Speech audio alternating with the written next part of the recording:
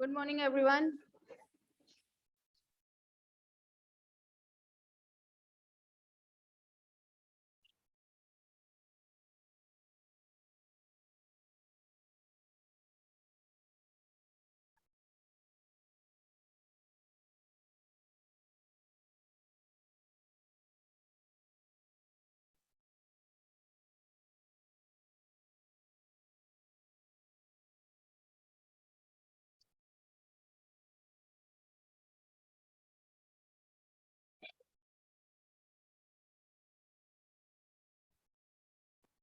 हाँ भाई, second year.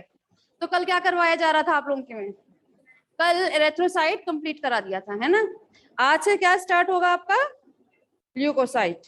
ठीक है। एक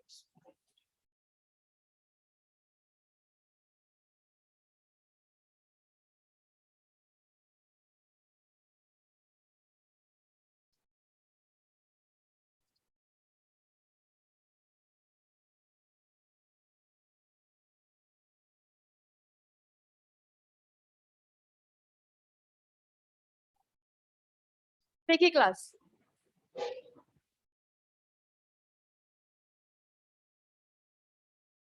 ल्यूकोसाइट। ठीक है ना। तो अगर हम लोग ल्यूकोसाइट की बात करें तो ल्यूकोसाइट को हम और क्या बोलते हैं? WBC। ठीक है। WBC की अगर हम लोग बात करें तो इसकी स्पेशल बात क्या होती है? अच्छा, इसे लिखेगा कोई नहीं। इसे जो आज लिखवाया जा रहा है यहाँ पर लिखेगा कोई नहीं, आप लोगों को अलग से नोट्स बनवाए जाएंगे, इसीलिए मैंने बुक ली है। ठीक है। तो अगर हम लोग बात करें ल्यूकोसाइट की, ठीक, तो हम लोगों ने कल इरेथ्रोसाइट में क्या चीज देखा था कि वो कैसे होते थे? नॉन न्यूक्लिएटेड होते थे। लेकिन जबकि आपका ल्यूकोसाइट कैसा होता है? न्यूक्लिएटेड होता है और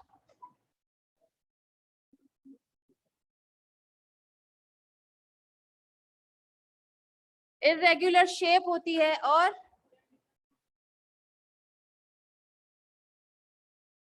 चेंजेबल शेप का होता है और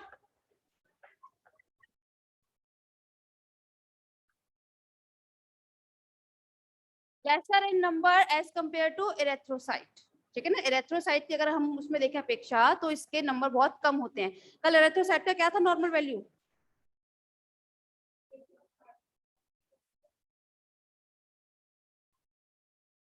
पर मिलीमीटर क्यूब। किसका था? मेल और फीमेल? मेल और फीमेल। फीमेल, फीमेल की कितनी थी? कॉपी देखने की जरूरत पड़ रही है ना। Good, very good. ठीक है। तो क्लास अगर हम लोग बात करें तो कल हम लोगों ने ये चीज देखी थी कि जो आपके इरेथ्रोसाइट थे उसमें आपका न्यूक्लियस नहीं था। ठीक है। लेकिन इसमें हम क्या देख रहे हैं? यहाँ पर न्यूक्लियस होता है। न्यूक्लियस है, न्यूक्लियस के पास में यहाँ पर एक चीज प्रेजेंट होती है, इसे हम बोलते हैं सेंट्रियोल। क्या होता है? सेंट्रियोल। ना तो उसमें न्यूक्लियस था, सेंट्रियोल की तो बात ही छोड़ दीजिए आप। ठीक है ना। इसीलिए हम लोगों ने उसमें क्या, किस तरीके से एनर्जी प्रोड्यूस हुई थी? तो जो शुगर होती थी उसके एनारोबिक रेस्पिरेशन के थ्रू लैक्टिक एसिड बनता था और उससे एनर्जी प्रोड्यूस होती थी। यहाँ पर अगर हम लोग बात करेंगे तो जो न्यूक्लिएटेड होता है तो उसके पास में क्या है? सेंट्रियोल है। सेंट्रियोल है तो इसमें किस टाइप का डिवीजन देखने के लिए मिलेगा? माइटोसिस। ठीक है ना। माइटोसिस टाइप का आपको क्या देखने के लिए मिलता है? डिवीजन। ठीक है ना। तो चलिए पहले कुछ लिख लीजिए इसके बारे में, फिर लिखवाएंगे। लिखिए, ल्यूकोसाइट और WBC लिखा। These are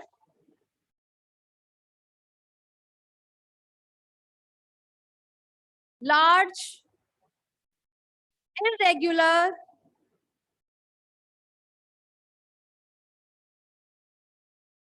change their shape,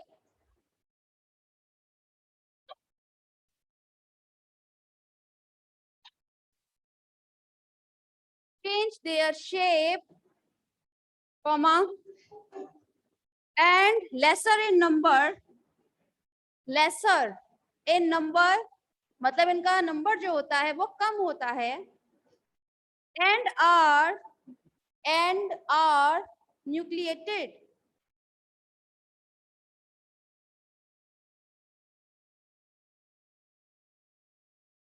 ठीक है। नेक्स्ट उसमें लिखिएगा फिर, they have a true nucleus.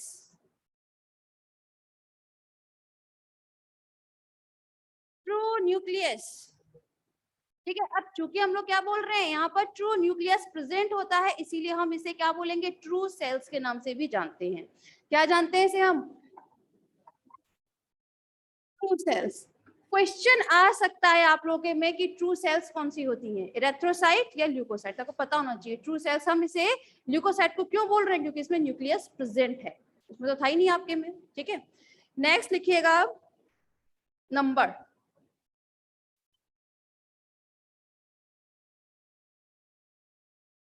Number की अगर हम लोग क्लास बात करें तो इसका नंबर कितना होगा, 6 into 10 to the power 3 to per millimeter cube to 10 into 10 to the power 3, हाँ इतना ही, पर मिलीमीटर क्यूब, ठीक है ना।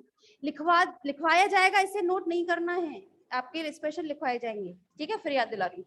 अच्छा, अगर हम लोग बात कर रहे हैं नंबर की, ठीक है, अब नंबर भी तो भाई अगर हो सकता है ना बॉडी में क्या कर जाए, वेरी कर जाए, तो उससे क्या चीज होती है, हमारी बॉडी में डिसीजेस हो जाती है। जैसे अगर WBC का नंबर जो है वो क्या हो जाए, एकदम डिक्रीज हो जाए, ठीक है ना, तो कौन सी आपको डिसीज देखने के लिए मिलेगी, ल्यूकोपीनिया, ठीक है ना, ल्यूकोपीनिया होगा। अगर WBC का नंबर जो है अचानक इंक्रीज कर जाए, इंक्रीज मतलब है, इंक्रीज करने का मतलब है जैसे 10 है, ये 10,000 है, ठीक है, 10,000 से 12,000 तक की रेंज में जा रहा है, ठीक है, तो वहां हम इसको टर्म देते हैं ल्यूकोसाइटोसिस, ठीक है ना, क्या टर्म देते हैं, ल्यूकोसाइटोसिस। लेकिन अगर WBC के नंबर में बहुत ज्यादा एनहांसमेंट हो जाए अचानक, मतलब एकदम बने ही जा रही है, बहुत ज्यादा नंबर में अगर एनहांसमेंट होता है, तो वहां पर हमें डिसीज देखने के लिए मिलती है, दैट इज अ, जो आपने बताया था, ल्यूकेमिया, ठीक है। और ल्यूकेमिया क्या होता है, आपका ब्लड कैंसर होता है ना। ब्लड कैंसर में क्या होता है, आपके जो ल्यूकेमिया होती है वो बहुत ज्यादा बनना स्टार्ट हो जाती है, बहुत ज्यादा इनका नंबर हो जाता है, इसीलिए इसको हम टर्म दे देते हैं ल्यूकेमिया, ठीक है। तो ये डिसीजेस जो है थोड़ा सा आप लोगों को याद रखनी है, ठीक। लिखिए जरा नंबर में, नंबर,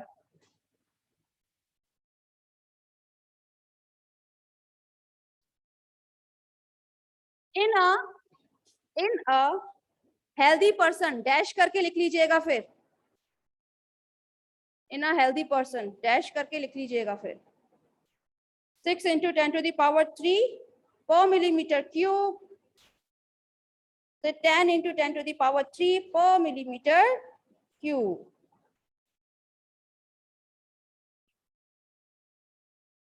ठीक है।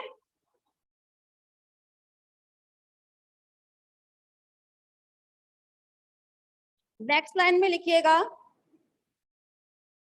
if WBC rises, if WBC rises,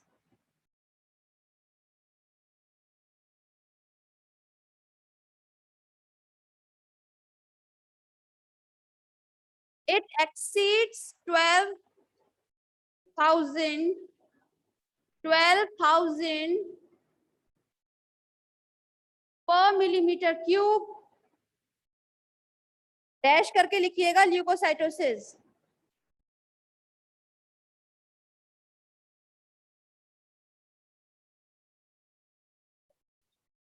ठीक है, leukocytosis.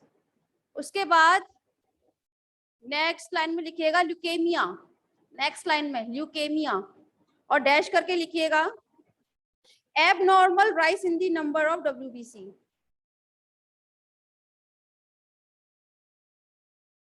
abnormal rise in the number of WBC, ठीक है। इन दोनों में डिफरेंस होता है, ल्यूकोसाइटोसिस में और ल्यूकेमिया में। ल्यूकेमिया में एकदम एबनॉर्मल एनहांसमेंट होने लगता है बहुत ज्यादा। नेक्स्ट लाइन में लिखिएगा, if the number of, if the number of WBC is less than 6,000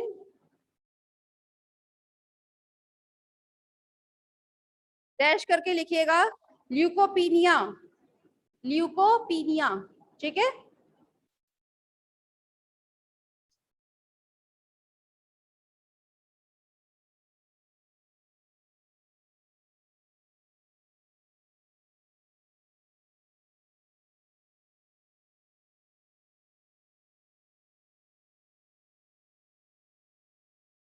देखिए क्लास, अगर हम लोग अब बात करें इसकी क्लासिफिकेशन की, हेडिंग लिखिएगा क्लासिफिकेशन, क्लासिफिकेशन, ठीक है।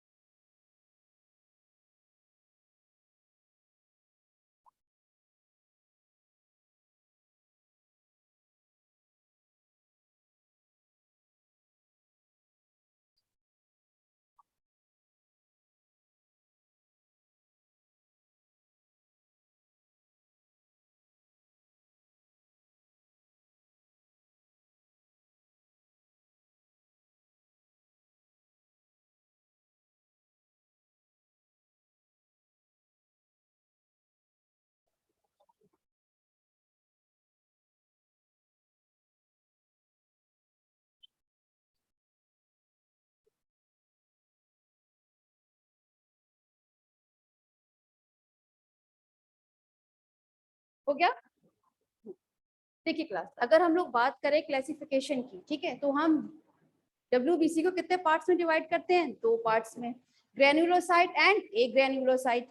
नाम से पता चल रहा है ग्रेन्युलोसाइट मतलब ये ऐसी सेल्स होंगी जिनके साइटोप्लाज्म में क्या प्रेजेंट होगा? आपका ग्रेन्यूल्स, ठीक है ना, कुछ ग्रेन्यूल्स प्रेजेंट होगी, जबकि ए मीन होता है एब्सेंट, ठीक है ना। तो इसका जो साइटोप्लाज्म होगा उसमें ग्रेन्यूल नहीं होगा, ठीक, नाम से ही पता चल रहा है। अगर हम लोग बात करें ग्रेन्युलोसाइट की, तो इसे फिर हम फर्दर डिवाइड करते हैं 3 पार्ट्स में। किसके बेसिस पर? आपके स्टेनिंग के बेसिस पर, ठीक है। जबकि अगर हम बात करें ए ग्रेन्युलोसाइट की, तो उसे हम किस चीज के बेसिस पर डिवाइड करते हैं? तो जो आपका न्यूक्लियस है, भाई न्यूक्लिएटेड सेल होती है WBC, तो न्यूक्लियस का शेप कैसा है, साथ में उसकी लोकेशन क्या है, सेंटर में है या फिर थोड़ा सा एंसेंट्रिक हो गया, थोड़ा सा सेंटर से हट चुका है, इसके बेसिस पर उसको फिर हम फर्दर 2 पार्ट्स में डिवाइड करते हैं, ठीक। अगर हम स्टेनिंग के बेस पे बात करेंगे तो 3 पार्ट्स में आप लोग जानते हैं कौन कौन से होते हैं? एओसिनोफिल्स, एओसिनोफिल्स को हम एक टर्म और देते हैं, दैट इज अ एसिडोफिल्स, और न्यूट्रोफिल्स को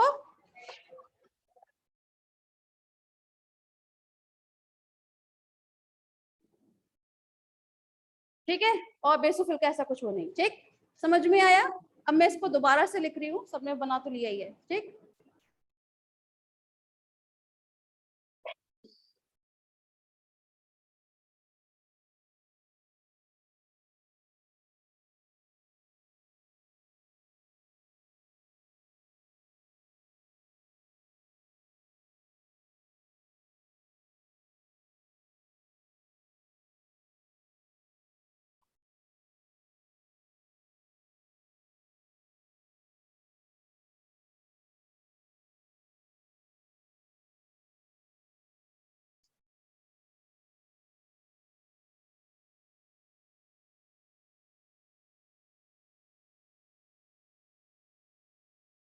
ठीक है।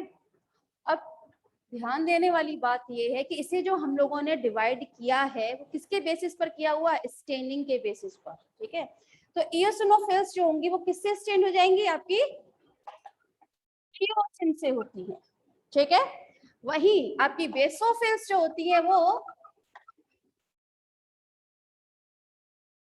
मिथाइलिन ब्लू से होती है। ठीक, और न्यूट्रोफिल्स जो होंगी वो न्यूट्रल स्टेन से स्टेन होती है। ठीक है, अगर हम लोग बात करें इसके साइज की, इयोसिनोफिल्स जो है वो किस साइज की देखने के लिए मिलती है, तो वो 10 to 15 mu basophils, 10 to 15 mu, और न्यूट्रोफिल्स जो होती हैं ये देखने के लिए मिलेंगी 12 to 15 म्यू साइज में। ठीक है, अगर हम लोग बात करें इनके लाइफ स्पान की, ठीक, तो लाइफ स्पान जो होता है आपका वो कितना देखने के लिए मिलता है, 8 से 12 डेज बेसोफिल्स के लिए, 15 डेज, और न्यूट्रोफिल्स का सबसे कम होता है 2 to 4 days max to max.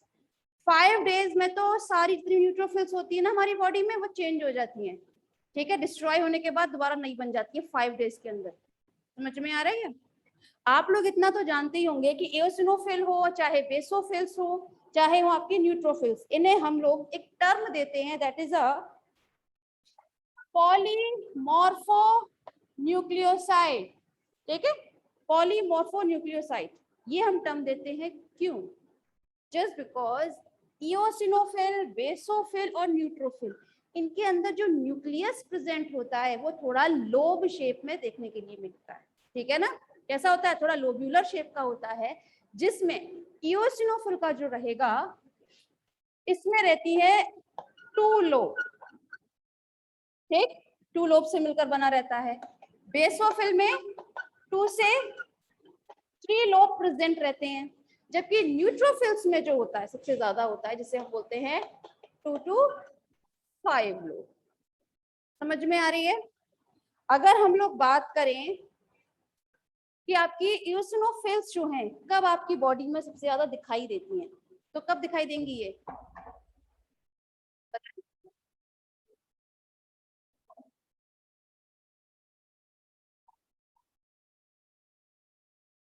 Allergy के टाइम पर, एलर्जी के टाइम पर सबसे ज्यादा दिखती हैं। क्यों दिखती हैं? क्योंकि जो इओसिनोफिल्स होता है इसके अंदर मौजूद होता है आपका हिस्टामीन। क्या मौजूद होता है? हिस्टामीन। हिस्टामीन मैंने पहले भी डिस्कस किया हुआ है आप लोगों की क्लास में। हिस्टामीन क्या होता है? एक तरीके से सायरन बजाता है ये। जब आपके टिश्यूज जो हैं वो डैमेज होने लगते हैं तो हिस्टामीन का और प्रोग्लैंडिनस का क्या करने लगता है? सीक्रेशन करने लगता है, और इन दोनों के हार्मोन की वजह से क्या हो जाता है, हमारे जो आगे टिश्यूज होते हैं उनको एक सायरन मिल जाता है कि यहाँ के टिश्यूज जो हैं वो डैमेज होना स्टार्ट हो गए। याद आ रहा है ना? तो ये जो हिस्टामीन होता है किसमें प्रेजेंट होता है? आपका इओसिनोफिल में। ठीक है, वहीं अगर हम लोग बात करें बेसोफिल के बारे में, तो बेसोफिल जो होती है, ठीक है, ये आपके लिए देखने के लिए मिलेंगी स्मॉल पॉक्स जब होते हैं ना उस टाइप की डिसीजेस में। ठीक है ना, स्मॉल पॉक्स जब होते हैं तो उस टाइप की डिसीजेस में क्या चीज देखने के लिए मिलती है? बेसोफिल। अगर हम लोग बात करें बेसोफिल में क्या चीज प्रेजेंट रहती है, तो इसमें रहेगी स्पेशली सेरोटोनिन,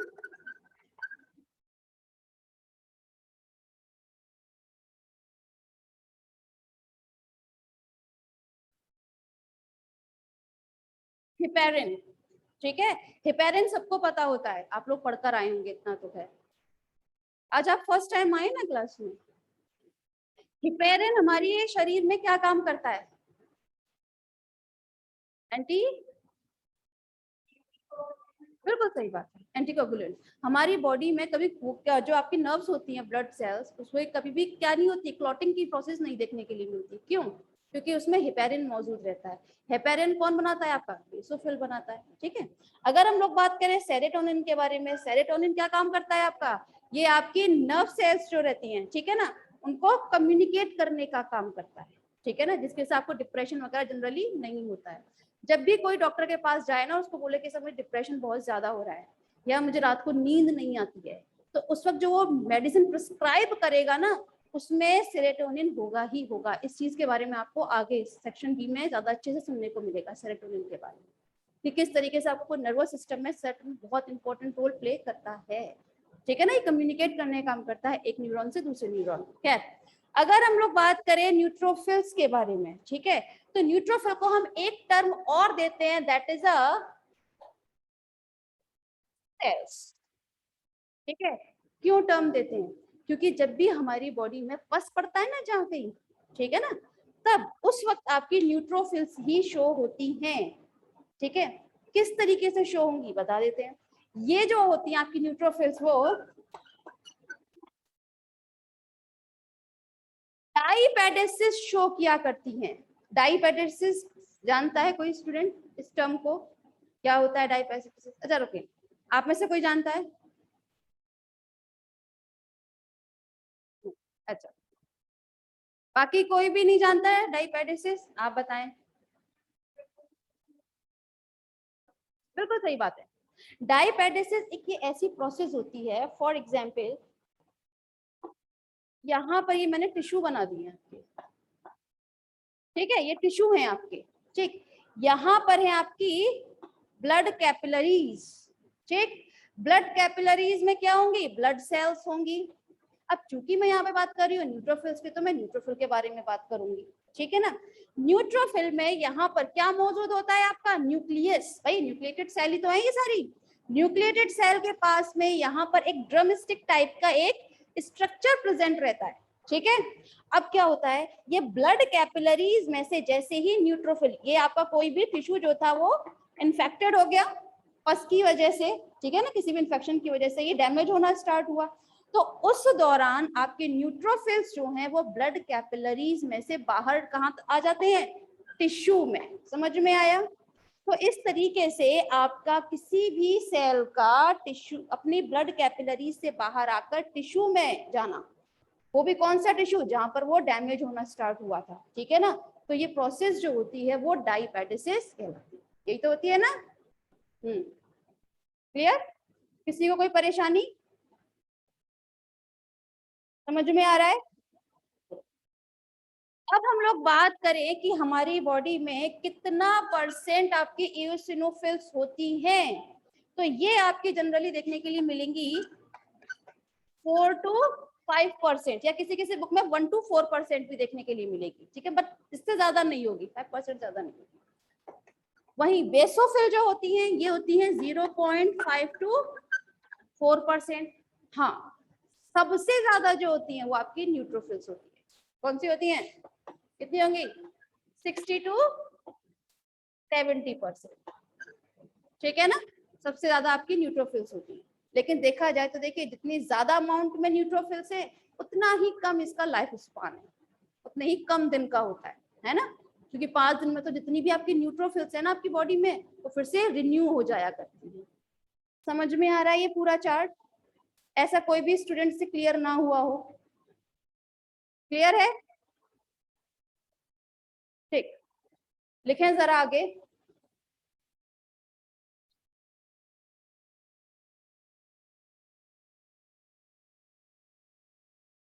हेडिंग लिखिएगा granulocyte.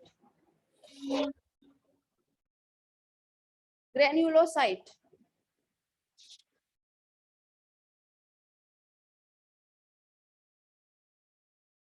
these leukocytes these leukocytes have many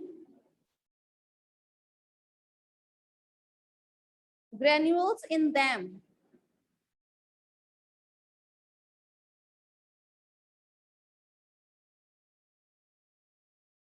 Nucleus is okay, in them, इनमें granules present रहते हैं। Nucleus is asymmetrical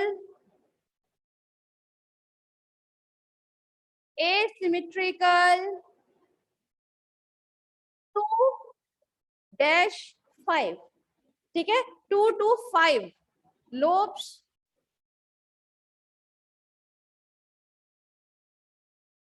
with 2 to 5 lobes, thus called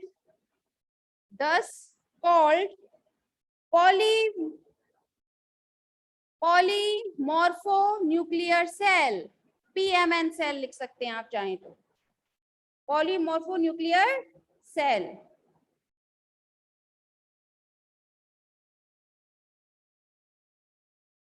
They are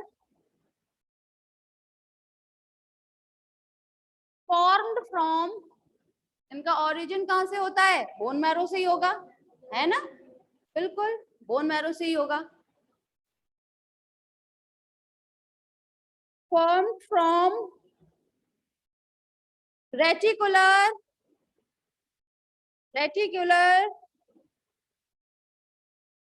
myoblast cells of bone marrow. Paragraph change.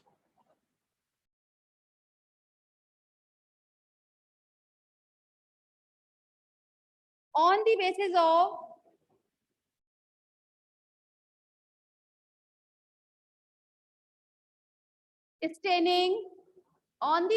staining, these are divided into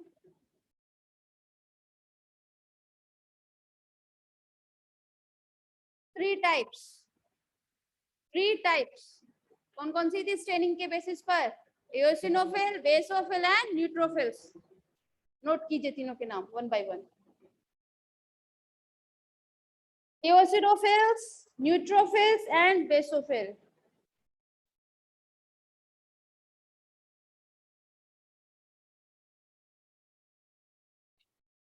first heading लिखिएगा eosinophil bracket में acidophil, dash करके लिखिए.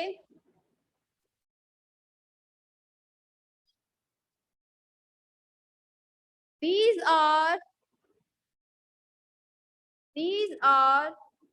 1 to 4%.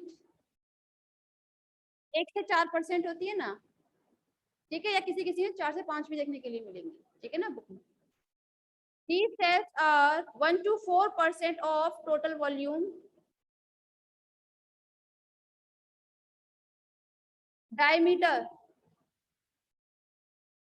तो लिखिए diameter dash करके लिखिएगा 10 to 15 mu.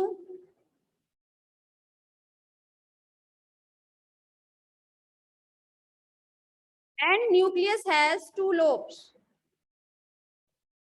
Nucleus has 2 lobes.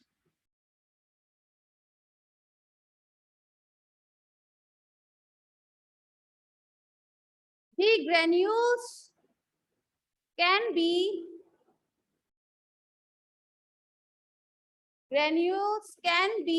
stained by eosin.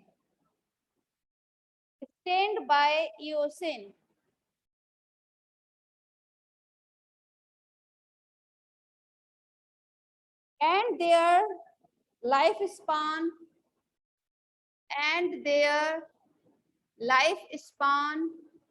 8 to 12 days.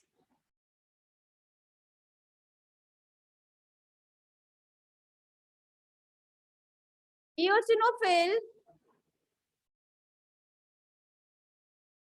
increase in number of some allergy, ठीक है, एलर्जी के टाइम पर इनका नंबर इंक्रीज हो जाता है क्योंकि हिस्टामिन का सीक्रेशन होने लगता है टिश्यू में से, राइट. देखा. नेक्स्ट हेडिंग न्यूट्रोफिल्स ब्रैकेट में हेट्रोफिल.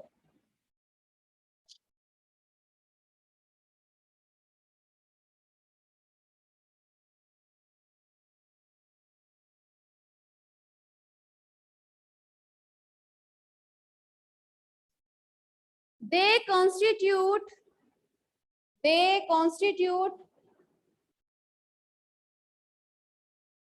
60 to 70, 60-70% of total volume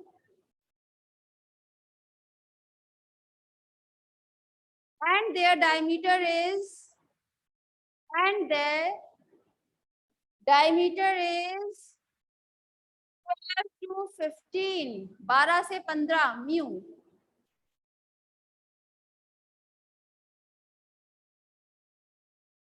The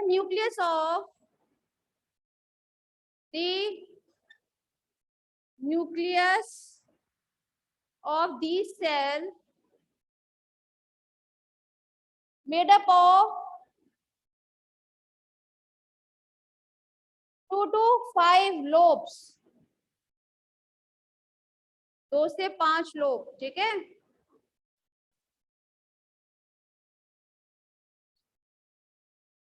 These cells are stained by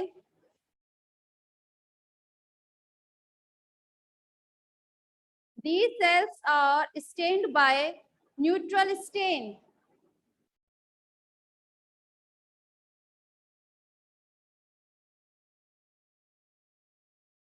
And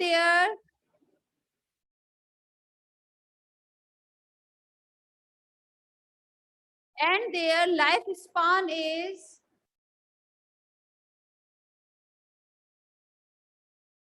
2 to 4 days. 2 से 4 दिन का ही होता है. ठीक है. They are phagocytic in nature. Phagocytic in nature.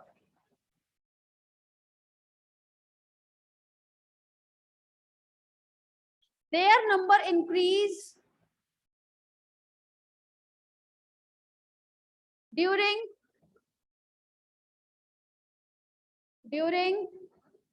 pus forming infection. Pus forming infection. Next heading लिखिएगा basophil.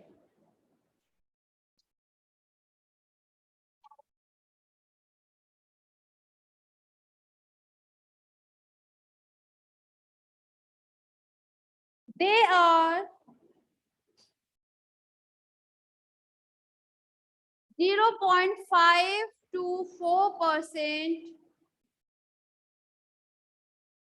0.5 to 4% of total volume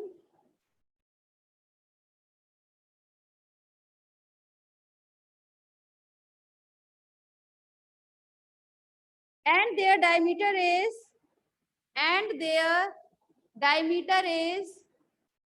10 to 15 mu. 10 से 15.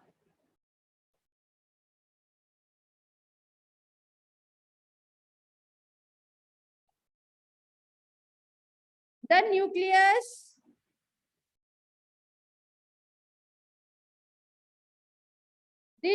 made up of 2-3 lobes.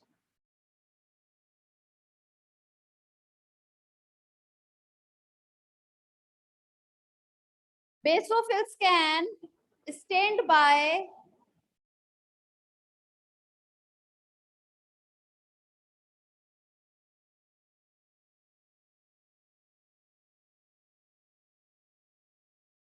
methylene blue.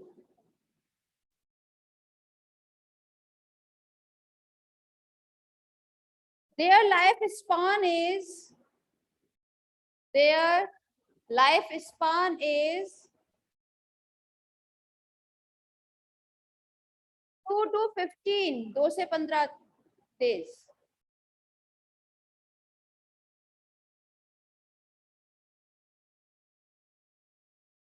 Their number, 12 to 15 होगा. 12 to 15 इसमें ये 12 to 15 days. Their number increase during chickenpox.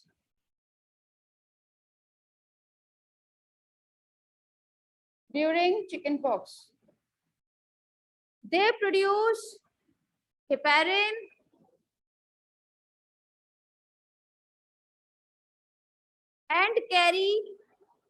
and carry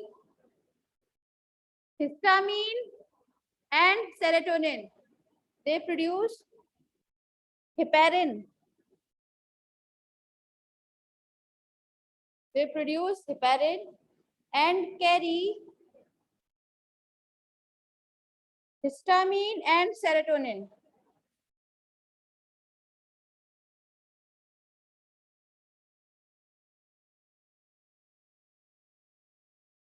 And serotonin.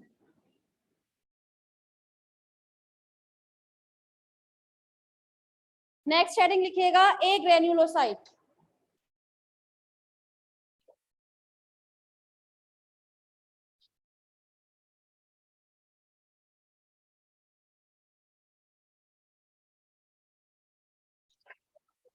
तो नहीं दिया मुझे.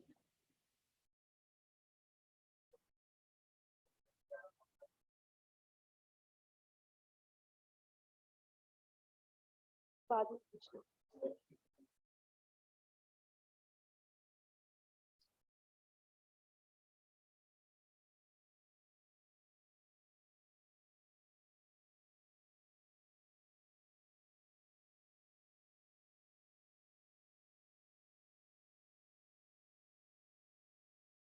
ए granulocyte में कितने पार्ट्स में डिवाइड किया था इसे हमने?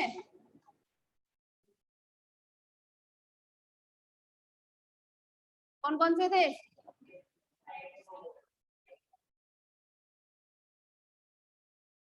Lymphocytes and monocyte. ठीक है, नाम से पता चल रहा है इसमें ग्रेनुअल प्रेजेंट नहीं होंगे. जब ग्रेनुअल नहीं है तो जाहिर सी बात है स्टेनिंग भी नहीं होगी, क्योंकि स्टेनिंग भी किसके बेसिस पर होती है? किसको भाई स्टेन करते हैं वो सब चीज? ग्रेनुअल को ही तो स्टेन करते हैं, तो उसमें तो है नहीं. एक खास बात और, इसे हम लोग एम माने मोनो न्यूक्लियर सेल. ठीक है, मोनोन्यूक्लियर सेल भी बोल सकते हैं. क्यों बोलते हैं? क्योंकि इसमें सिर्फ न्यूक्लियस जो होगा वो सिंबल उसमें रहता है, सिंगल है. इसमें लोब प्रेजेंट नहीं होते. ठीक है, क्या प्रेजेंट नहीं होते इसमें? लोब्स जो होते हैं वो एब्सेंट होंगे इसमें, लोब्स में प्रेजेंट नहीं होगा. लेकिन हाँ, इसका जो न्यूक्लियस तो है, ये न्यूक्लिएटेड तो होंगी ये सारी सेल्स. ठीक है, लेकिन इसमें जो न्यूक्लियस देखने के लिए मिलेगा वो कैसे होगा? या तो एस शेप या फिर kidney shape. Generally kidney shape के लिए देखने को मिलता है हमें ये. ठीक है ना, किडनी शेप में ज्यादातर देखने के लिए मिलेगा ये. अब देखिए, लिम्फोसाइट्स के बारे में बताने की ज्यादा जरूरत तो है नहीं. लिम्फोसाइट्स कहाँ बनती है आपकी? बोन मैरो में ही बनेंगी. कौन कौन सी होती है लिम्फोसाइट?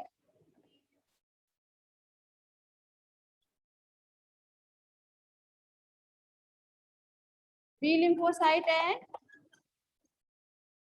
T lymphocytes. ठीक है, अगर हम लोग बात करें आपके लिम्फोसाइट्स के बारे में, तो ये कितना परसेंट होगा आपका? 25 to 30%. 25 तक की रेंज में रहती, ज्यादा नहीं बढ़ती है. ठीक है, जबकि आपकी मोनोसाइट्स जो होती हैं ये थोड़ी कम होती हैं, 4 to 8% मैक्स टू मैक्स. ठीक है, ज्यादातर देखने के लिए नहीं मिलती.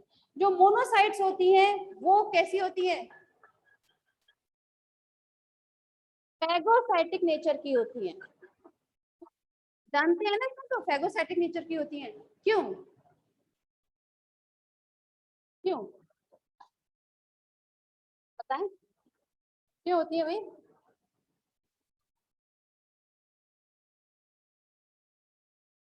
आवाज नहीं आई. फैगोसाइटिक नेचर की क्यों होती है? पहली बार नहीं पढ़ा रही हूँ मैं लिम्फोसाइट और मोनोसाइट. इम्यूनोलॉजी में ऑलरेडी मैं डिस्कस कर चुकी हूँ इसको. बताएं जरा.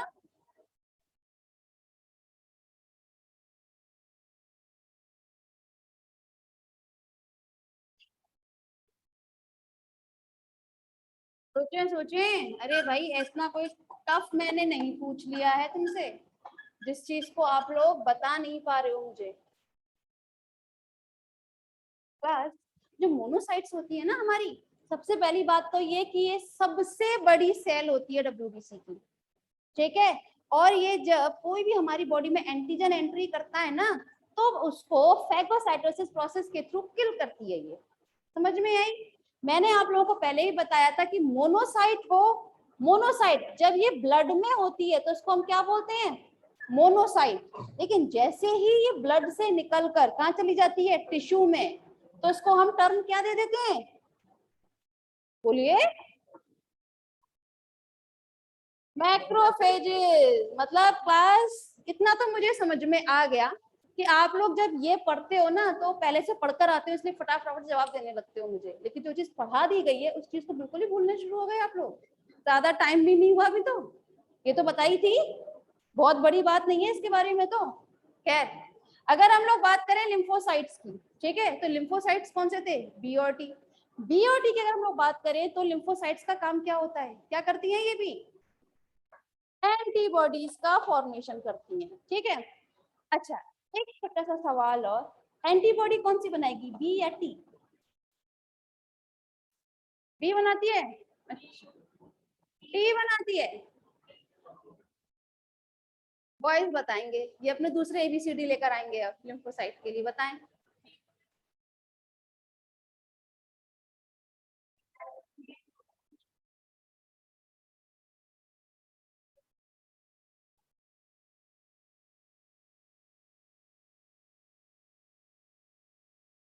Exactly exactly. जो आपकी बी लिम्फोसाइट होती है ना, वही आपकी एंटीबॉडीज का फॉर्मेशन करती है। अब ये चीज जो है, टी लिम्फोसाइट क्या काम करती है, ये है आपका होमवर्क, ढूंढ कर लाएं आप मेरे लिए, ठीक है। टी लिम्फोसाइट जो है ये मैंने आप लोगों को लिखवाया था उस वक्त में, ठीक है। अब ये आप लोग का होमवर्क है, अपनी कॉपी पलटिए और ढूंढ कर लेकर आए मेरे लिए, मैं नहीं बताऊंगी दोबारा। समझ में आया ये, तो लिम्फोसाइट और उसके बारे में, सॉरी, लिम्फोकाइन, हाँ टॉक्सिन सब्सटेंस होता है ये भी, ठीक है ना। तो ये आप लोगों को पहले बताया था हम लोगों ने। चलिए लिखिए इसे, लिखिए,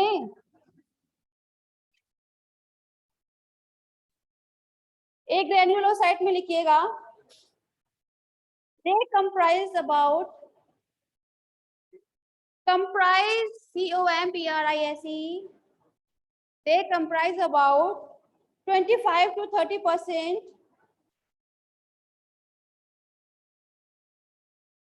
of the total leukocyte. Total leukocyte. They don't contain granule. They don't contain granule.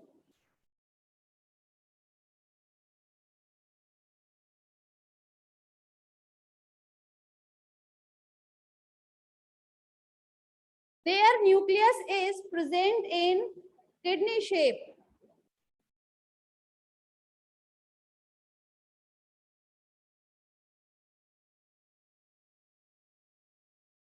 These cells, also known as mononuclear corpuscles, cell, you can say anything. Mononuclear corpuscles या सेल, कुछ भी लिखिए, कॉर्पल्सेस लिख लिया, लिखिए, they are formed by, they are formed by thymus, spleen, lymph gland, etc, etc, ठीक है। अच्छा क्लास, ये चीज जो लिखवाई है, क्या ये लाइन क्लियर हो रही है आप लोगों को, कि ये थाइमस में, स्प्लीन में और आपके यहाँ बन रही है लिम्फ ग्लैंड में, क्लियर है, आए,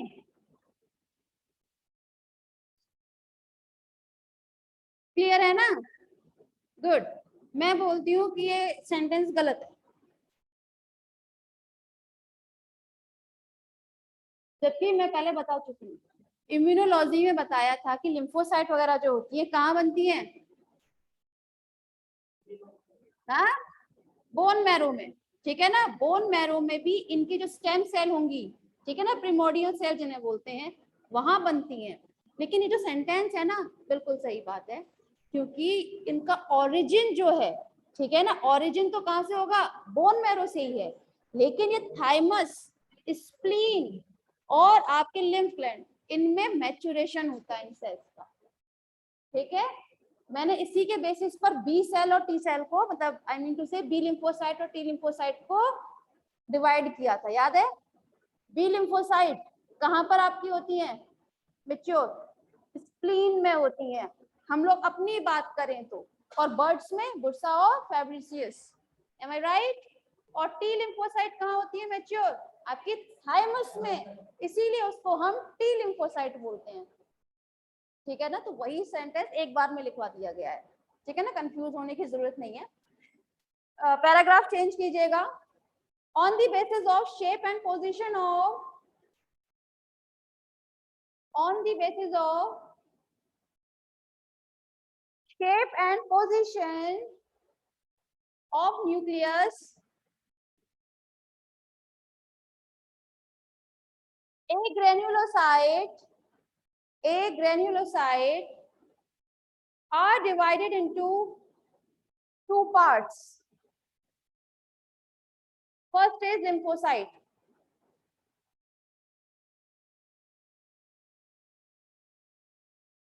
फर्स्ट लिखिएगा लिम्फोसाइट, ब्रैकेट में non phagocytic, non phagocytic.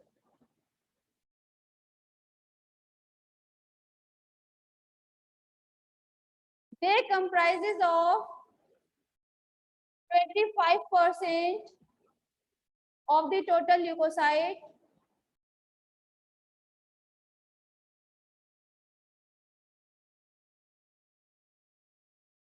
Diameter 8 to 16 आपकी बुक में लिखा हुआ है, ठीक है, तो 8 to 16 लिख लीजिए, 16 mu. Their nucleus is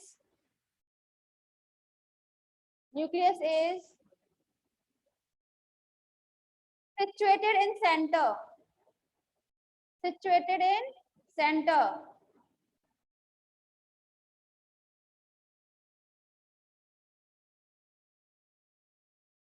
Lymphocyte produce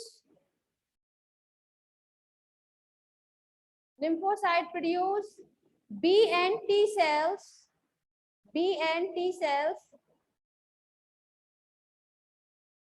and serum globulin. Serum globulin का मतलब है एंटीबॉडीज, ठीक है ना, ग्लोबुलिन का मतलब क्या होता है, एंटीबॉडीज ही होती हैं आपकी वो, सीरम ग्लोबुलिन्स।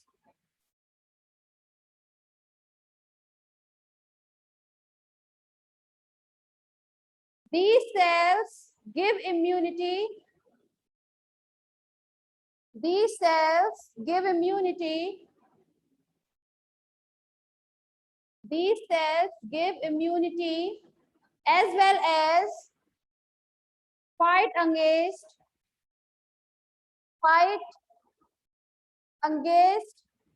infections. नेक्स्ट देखिएगा मोनोसाइट, ब्रैकेट में फैगोसाइटिक, फैगोसाइटिक नेचर की होती है ना ये मोनोसाइट। देखिए, they are largest of all leucocyte,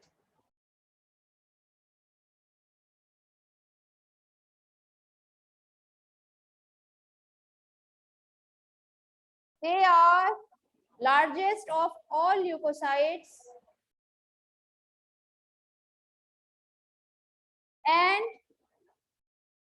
and few in number, बहुत कम परसेंट में रहती है, few in number, ब्रैकेट में 4 to 8, 4 से 8%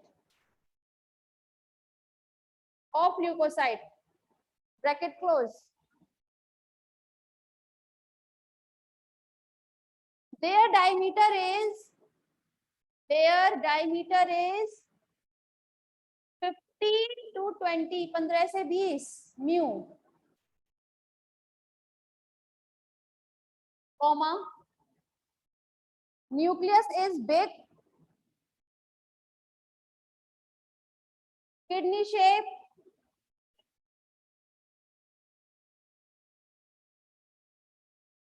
और ओवल शेप एंड एक्सेंट्रिक, मतलब सेंटर थोड़ा सा हटकर होता है ये, ठीक है ना, इसका जो न्यूक्लियस होगा वो eccentric. They are produced bye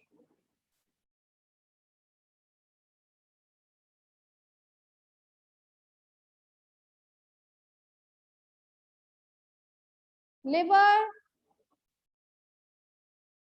spleen, lungs etcetera.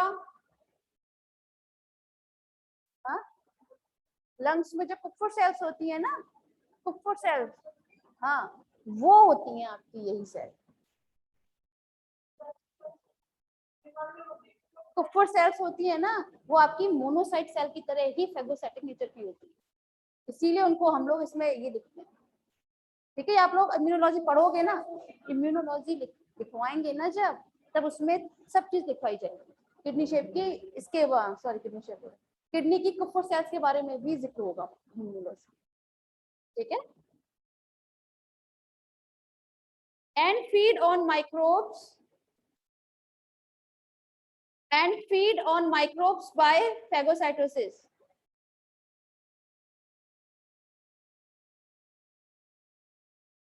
They act like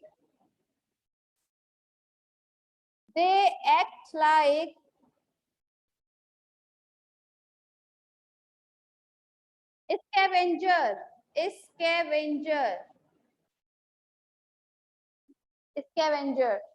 actually जितनी भी आपकी सेल्स जो होती है डैमेज हो जाती है ना, उनको भी ये हटाने का काम करती है, इसीलिए इसको हम बोलते हैं scavenger. Scavenger of cell and tissue waste, हो गया टाइम।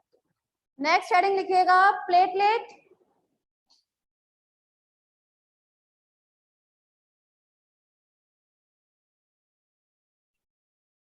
प्लेटलेट ब्रैकेट में क्या बोलते हैं इसको हम, थ्रोम्बोसाइट्स लिखें। कितनी होती है ये, बिल्कुल,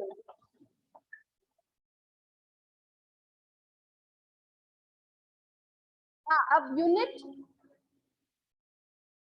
पर मिलीमीटर क्यूब। अच्छा, आप लोग जो भी नंबर ये देख रहे हैं, किससे पता लगाएंगे कि आपकी बॉडी में जो आपकी सेल्स हैं उसमें इतना ही नंबर है प्लेटलेट का, बताइए किस एपरेटस के थ्रू पता लगाते हैं, हीमोसाइटोमीटर के थ्रू। ठीक है, मैंने पहले भी बताया था कल, आपकी चाहे आरबीसी हो, चाहे डब्ल्यूबीसी हो, चाहे हो प्लेटलेट, ये तीनों का ही नंबर काउंट जो होता है वो हीमोसाइटोमीटर के थ्रू ही आप लोग पता लगाते हैं। ठीक है ना, अगर हम लोग बात कर रहे हैं प्लेटलेट की, तो ये जितनी हमारे ब्लड सेल्स होती है उसमें सबसे छोटी होती है ये, ठीक है ना, हाँ सबसे छोटी होती है। ठीक है, फटाफट से लिख के खत्म करें आज।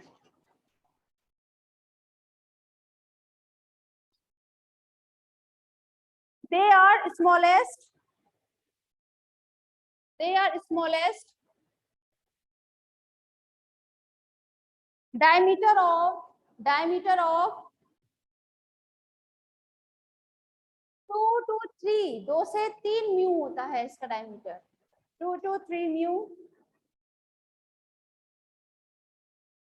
लाइफ स्पान डैश करके 2 to 3, 2 से 3 दिन, days.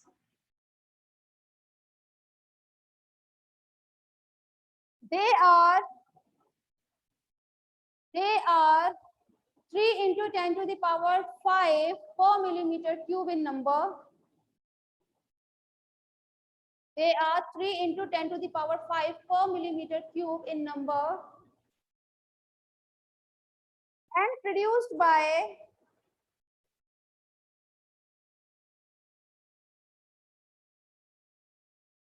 that bone marrow.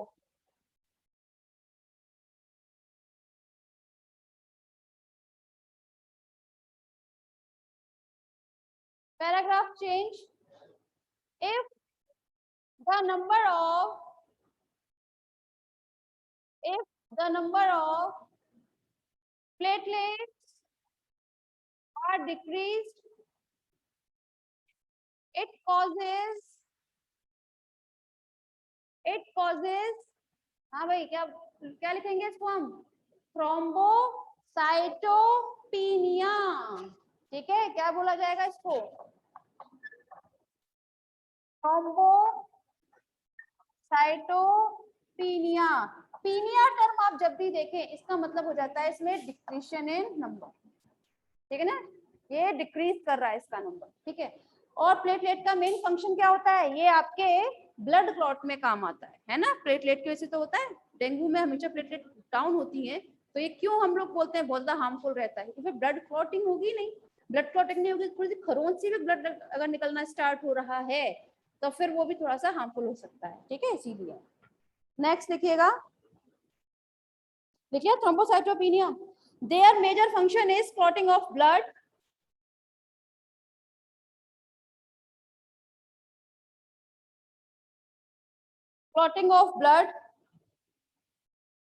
thrombus formation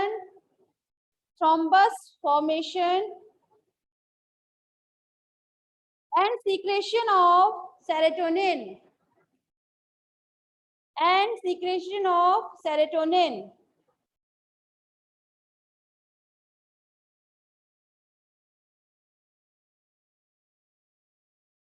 ठीक है।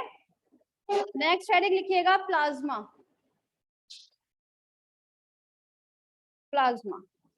प्लाज्मा हमारे ब्लड में कितना परसेंट रहता है, 55%, ठीक है, इसके बारे में हम लोग कल बात करेंगे। आज के लिए बस इतना ही।